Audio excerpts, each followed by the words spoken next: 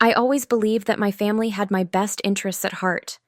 I never imagined that the people I trusted the most would lie to me about something as important as my grandfather's inheritance. But when I found out the truth, it was already too late for them to undo what they had done. They thought they had won. They thought I would never know. But they underestimated me.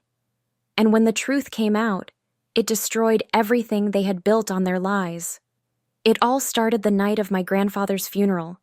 My parents, my uncle, and my aunt all sat me down in our living room.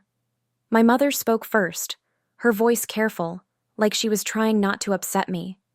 "Emma, your grandfather didn't leave much behind," she said. "Most of his money went to medical bills. The house, well, it's complicated. There was no real inheritance left for you." I remember staring at them, feeling nothing but sadness. I wasn't expecting a fortune, but I knew how much my grandfather loved me. We were closer than anyone else in the family. Every summer, I stayed at his old country house, running through the fields, helping him fix things around the place, listening to his stories. He always said, "One day, Emma, this will be yours." But now, they were telling me that there was nothing left. I wanted to believe them. I had no reason not to, so I nodded and moved on. Years passed, and I accepted the life I had. I worked hard, got a stable job, and moved into a small apartment. I rarely spoke about my grandfather's estate. What was the point? It was gone. My family, on the other hand, seemed to be doing better than ever. My parents, who once worried about money, suddenly had enough to remodel their house. My uncle bought a brand new car. My aunt went on expensive vacations every year. At first, I didn't think much of it. Maybe they got lucky. Maybe they invested well. But then, something happened that changed everything. One afternoon, I received an email from an unknown sender. The subject line made my heart stop. "Urgent, your grandfather's estate." The message was from a lawyer named Mr. Grayson. He wrote that he had been my grandfather's attorney and had been trying to contact me for years. "Emma, according to your grandfather's will, you were named the sole heir of his estate, including his house and financial assets. However, your family claimed you had agreed to forfeit your inheritance. I need to know if this is true." I stared at the email, my hands shaking. I hadn't signed anything. I hadn't even known there was anything left to inherit. I immediately replied, asking for more details. Within an hour, Mr. Grayson called me. His voice was calm, but what he said was anything but. My family had forged documents, making it look like I had refused the inheritance. They had transferred everything into their names. The house, the land, the money, everything my grandfather wanted me to have was taken by them. Rage and betrayal burned inside me. I went through old emails, papers, anything that could give me a clue about what had really happened. Then I found it. A single legal notice buried in my spam folder from years ago. It was a request to sign off on a will adjustment. A request I had never seen. I realized then that my family had intercepted the real documents and lied straight to my face. That night, I confronted them. My mother acted surprised, pretending she didn't understand. My uncle laughed it off like it was some kind of joke. My aunt sighed and said, "Emma, you wouldn't have known what to do with all that money anyway." That's when it hit me. They weren't sorry. They had never planned to tell me the truth. In their minds, they had already won, but they were wrong. I took legal action immediately. With Mr. Grayson's help, we dug into property records, bank transfers, and forged documents. The evidence was overwhelming. My family had not only lied, but committed fraud. The law was on my side, and my case was strong. They panicked when they found out I was fighting back. Suddenly, my phone was flooded with messages. My mother begging me to drop the case. My uncle cursing me. My aunt trying to guilt-trip me. "We're family, Emma. Don't do this to us." But they had already done it to themselves. When the court ruled in my favor, it was too late for them to escape the consequences. My grandfather's house was returned to me, and they were forced to pay back every dollar they had stolen. Their reputation was shattered, their finances in ruins. My uncle lost his job. My mother and father had to sell their remodeled house to cover legal fees. My aunt's expensive vacations? Gone. The final blow came when I stood in front of my grandfather's house, the keys finally back in my hands. It was exactly how I remembered it. Old, worn, but full of memories.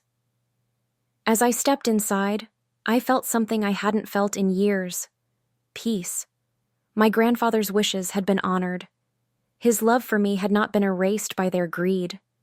And as for my family, they were left with nothing but regret. Because in the end, their lies didn't just cost them money, it cost them me. After winning the legal battle, I thought my family would finally accept their fate and disappear from my life. But I was wrong. Their desperation only grew stronger. At first, it was quiet. A few weeks passed without a word from any of them. No messages, no phone calls. It felt almost peaceful. I started settling into my grandfather's house, slowly restoring the things that had been neglected over the years. I thought I could finally move on. Then, one night, my mother showed up at my doorstep. It was late, past midnight. I had been reading in the living room when I heard the knock. I hesitated before opening the door, and there she was, looking nothing like the proud, confident woman who had sat across from me at that family meeting all those years ago. Her hair was unkempt, her eyes puffy, like she had been crying for hours. "Emma, please," she whispered, stepping forward. "Just listen to me." I didn't say a word. I only crossed my arms and waited.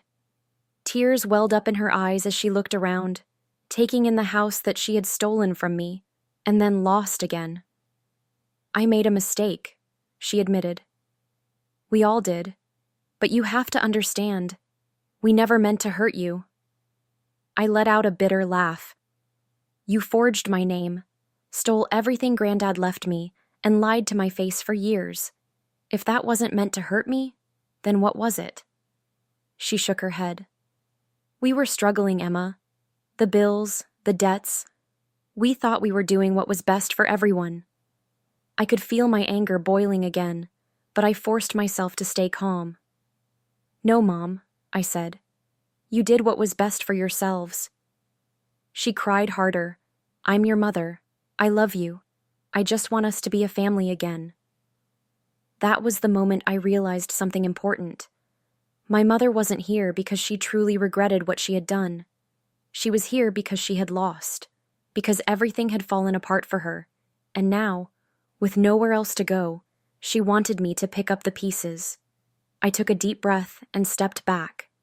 "I think you should leave." She looked stunned, like she hadn't expected me to be so firm. "Emma, please." I shook my head. "It's too late, Mom. You all made your choices, and now you have to live with them."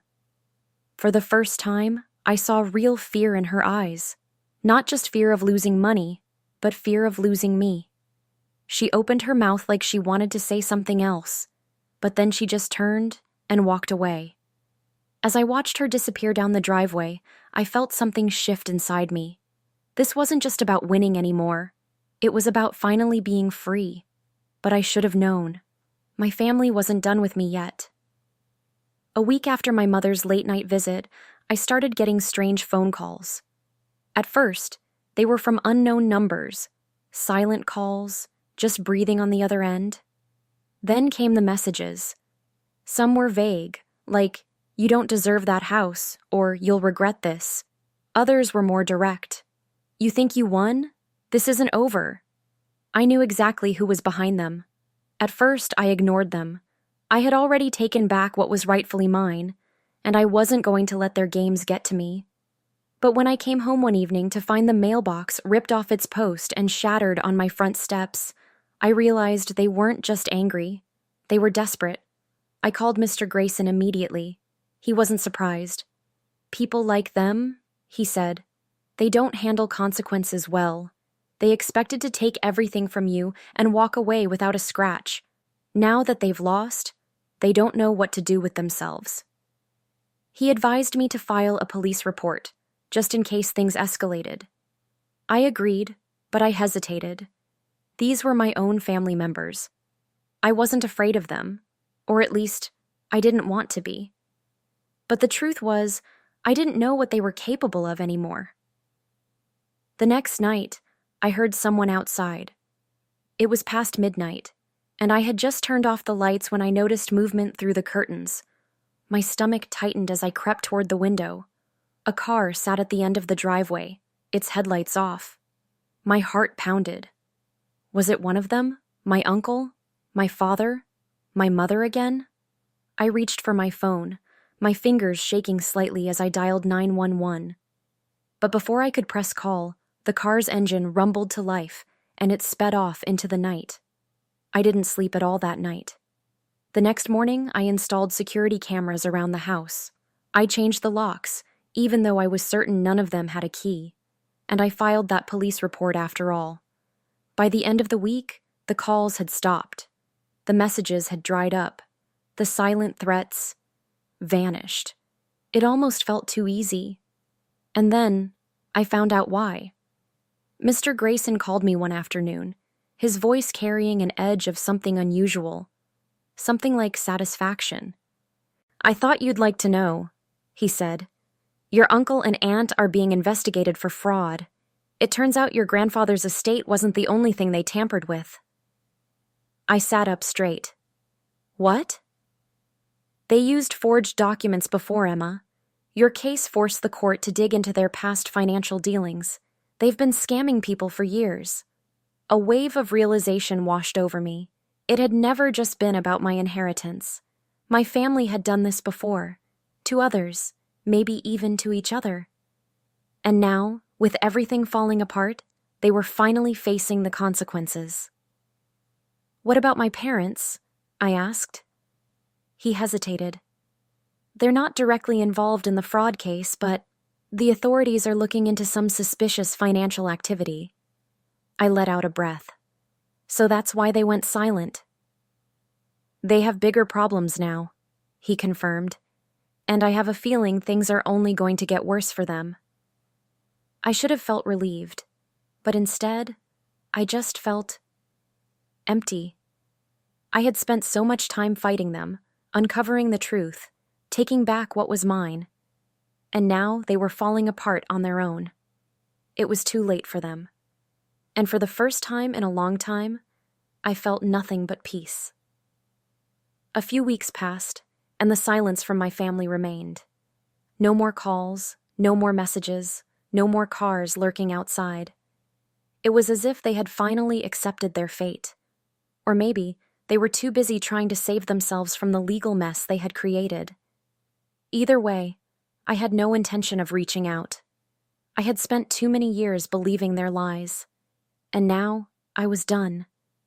But just as I started feeling like I could move on, I received a letter in the mail. The handwriting on the envelope was familiar. My father's. For a moment, I debated throwing it away. After everything he had done, what could he possibly have to say that I would want to hear? But curiosity got the best of me. I sat down at the kitchen table, took a deep breath, and opened it. "Emma, I know you probably don't want to hear from me. I don't blame you. But I need you to know that I never wanted things to turn out like this. When your uncle came to me with the idea of changing the inheritance, I told myself it was just a temporary fix, that we would find a way to make it right later. But later never came. And before I knew it, we were in too deep. I was weak. I let them convince me that what we were doing was justifiable, that your grandfather's money would be wasted if we left it to you, that you wouldn't know how to handle it. But now I see the truth. You were always the strongest of us, the smartest, and we were too selfish to see it. I know I can't undo what I did. I don't expect forgiveness, but I hope, someday, you'll understand that I was a fool, not because I lost the inheritance, but because I lost you. Dad."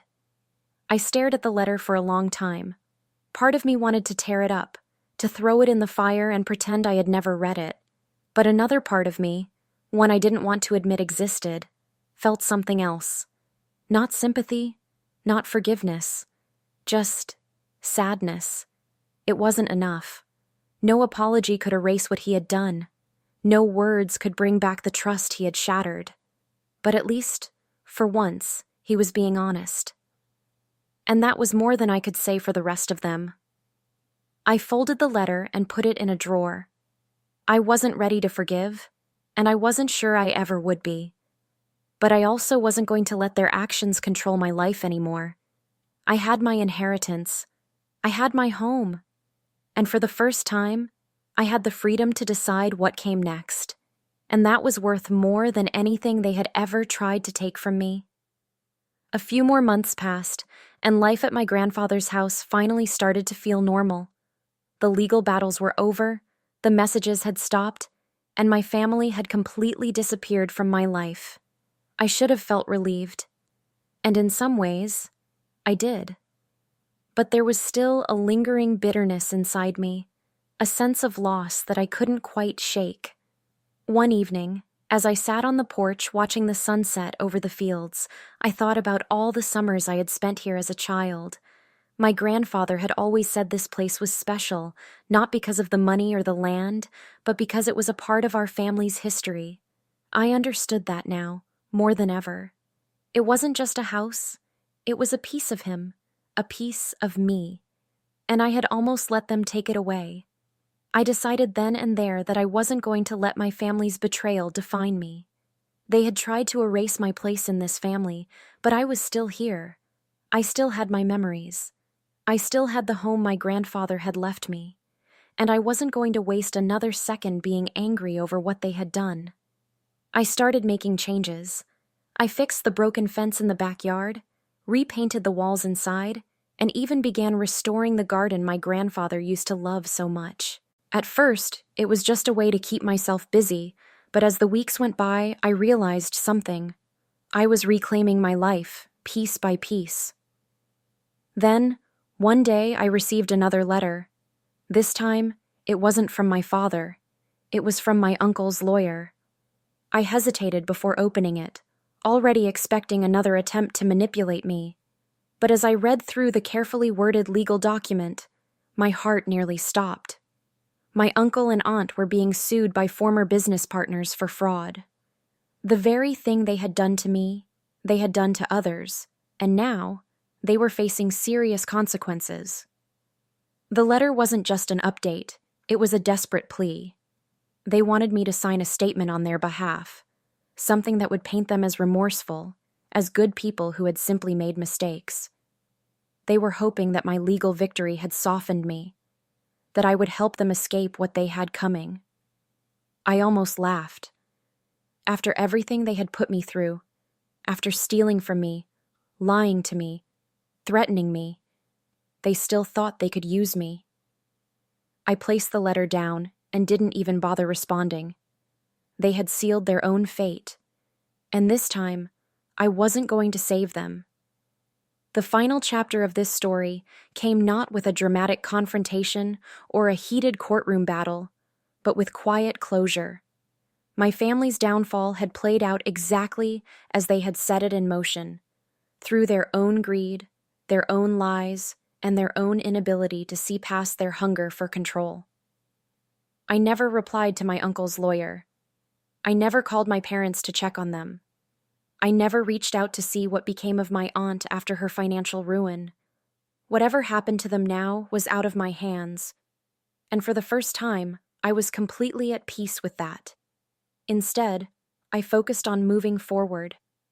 I continued restoring my grandfather's house, turning it back into the home I had loved as a child.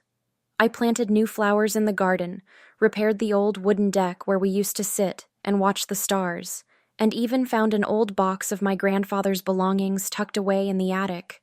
Letters, photographs, little notes he had scribbled to himself. It was as if he had left behind reminders of who he was, waiting for me to find them when I needed them the most. And in those quiet moments, I realized something important. My grandfather had always trusted me with this place, not just because I was his granddaughter, but because he knew I would protect it. He saw in me something my family never had, the the strength to stand my ground, to fight for what was right, and to walk away from those who didn't deserve a place in my life. I no longer felt bitterness when I thought about my family. They had made their choices, and I had made mine. They had spent their lives chasing money, desperate to take something that was never meant for them, and in the end, they had lost everything. But me? I had won, not just in court, not just in reclaiming my inheritance, but in something far more valuable. I had found freedom. I had found peace. And for the first time in a long time, I had found myself again.